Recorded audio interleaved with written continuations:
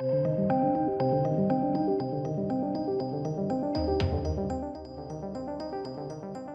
then, ladies and gents, let's talk box office like we do here on Mondays when the world is open, which it is now finally. So if you were kind of around during the sort of COVID days and that's how you got to this channel, normally I would always do this. I would talk about the box office because I do find it to be interesting.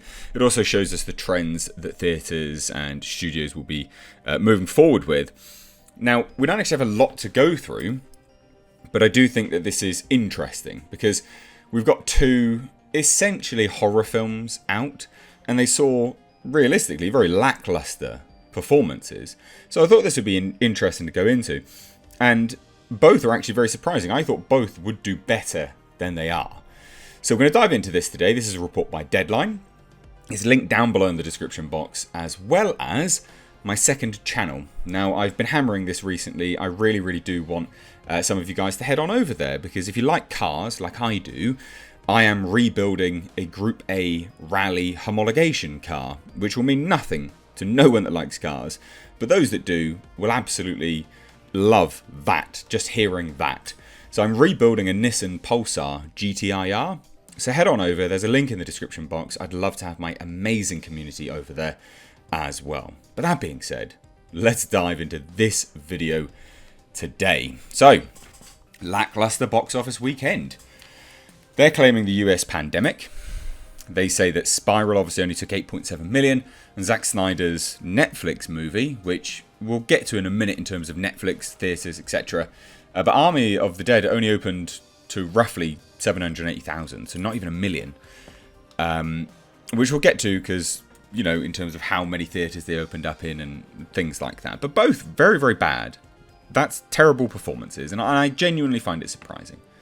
So we have a Sunday AM update at this report anyway, which said at a time when the box office looked to be making progress, especially with number 2 chain Regal reopening more theatres, it was a downer of a weekend. So Lionsgate's R-rated Spiral from the Book of Saw, starring Chris Rock and Samuel L. Jackson, came in with 8.7 million, under the 10 to 15 million many were hoping for, basically. And this is despite the fact that it's the 6th number 1 opening for a Saw movie.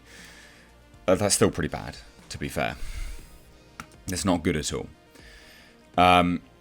But it's interesting how they say, oh, you know, at a time when box office looked to be making progress.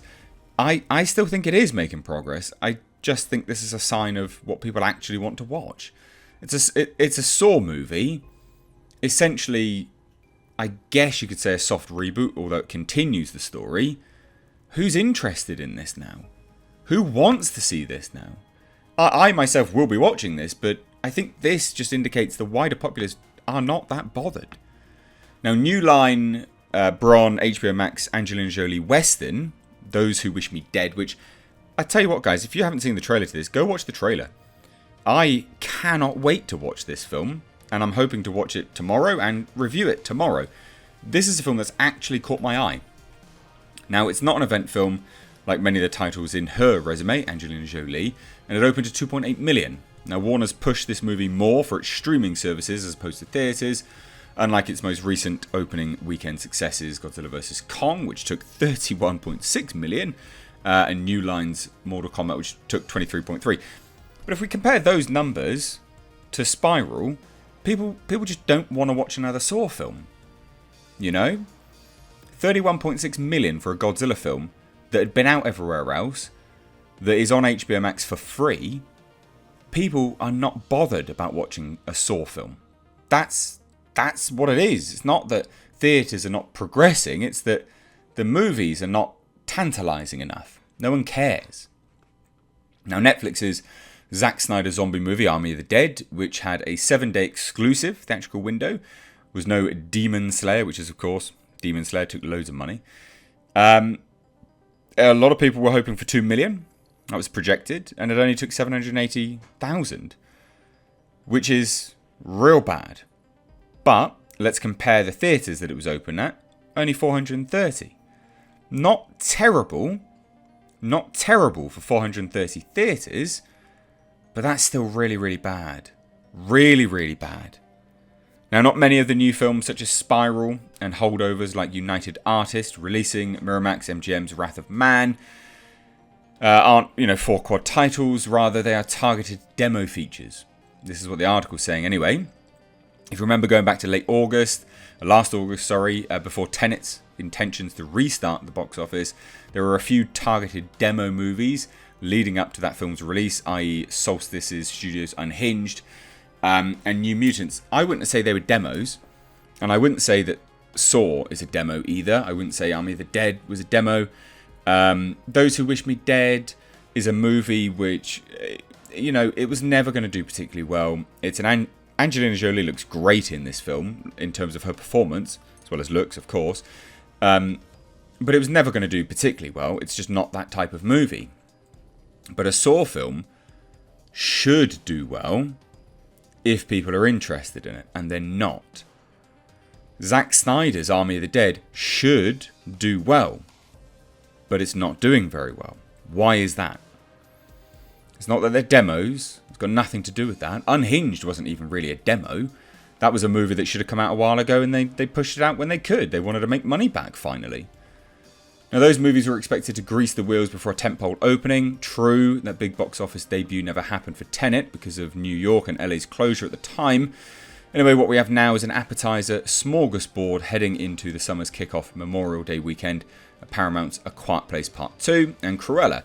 So they're saying that this has got nothing to do... They're saying that these performances are bad, and their demos essentially just waiting for people to get in to watch A Quiet Place Part 2 and Cruella and things like that. I just don't see it. I don't see it. Now, Lionsgate had to go early for Spiral before A Quiet Place Part 2 soaks up all the genre action in the marketplace. I just think there's more... People just want to watch A Quiet Place Part 2 more than they do Spiral. I don't see the interest in Spiral, A Book of Saw. I don't see people, clutching to go and watch that.